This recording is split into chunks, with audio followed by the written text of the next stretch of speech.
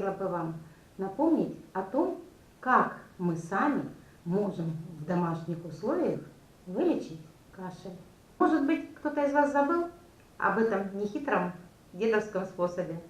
Я всего лишь напомню вам о нем. Нам потребуется редька. Черная редька. Вот она перед вами. Уже предварительно вымытая, высушенная. Мед.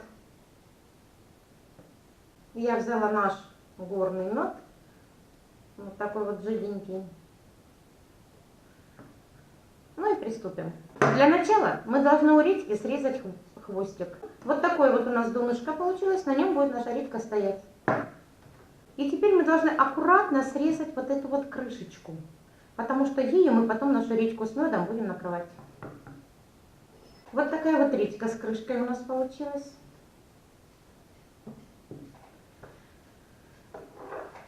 Теперь нужно выдолбить всю мякоть из редьки и заполнить ее медом. Вот такое вот углубление у нас получилось в редьке в нашей. Устанавливаем редьку на тарелочку и заполняем ее медом.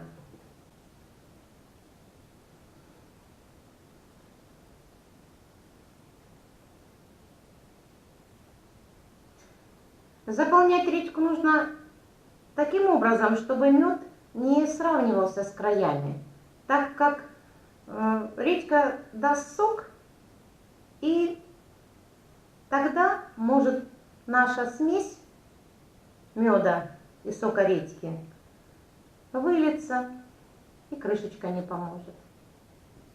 Вот так я заполнила редьку медом.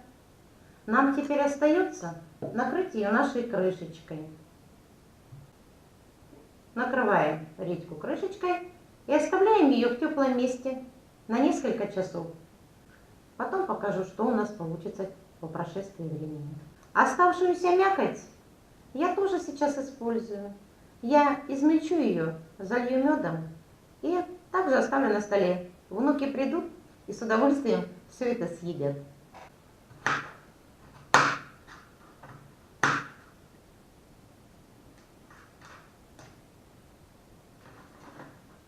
Измельченную мякоть редьки я сейчас отправлю в контейнер и залью ее медом. Перемешиваем нашу редьку с медом. Оставляем редьку с медом в тепле на несколько часов. Это тоже потом нами будет все съедено с удовольствием. Пришло время посмотреть, что у нас получилось. Открываем крышечку. Вот такой вот сиропчик у нас получился жиденький. Мед, взаимодействие с соком редьки, приобрел вот такую вот консистенцию. Хочу отметить, что когда я выбирала мякоть редьки, я случайно проткнула донышко, поэтому часть сиропа у меня вытекла. Предостерегаю вас от такого вот поступка. Теперь остается попробовать нам наше лекарство.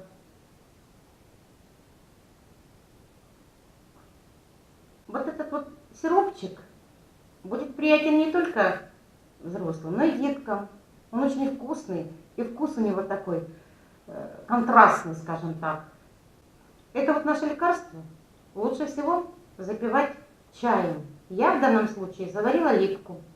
Не добавляла сюда ни сахара, ни меда, потому что этот сироп и так сладкий, поэтому чай можно и не сладить.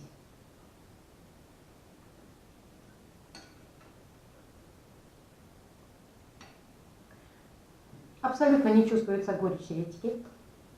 Сладенький, вкусный сироп.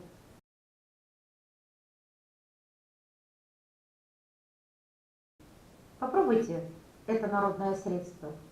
Оно обязательно поможет избавиться вам от кашля. Спасибо всем за просмотр. Заходите на мой канал, смотрите мои видео. Крепкого вам всем здоровья, вашим родным и близким. Всего доброго, до свидания. Hey mama, hey mama.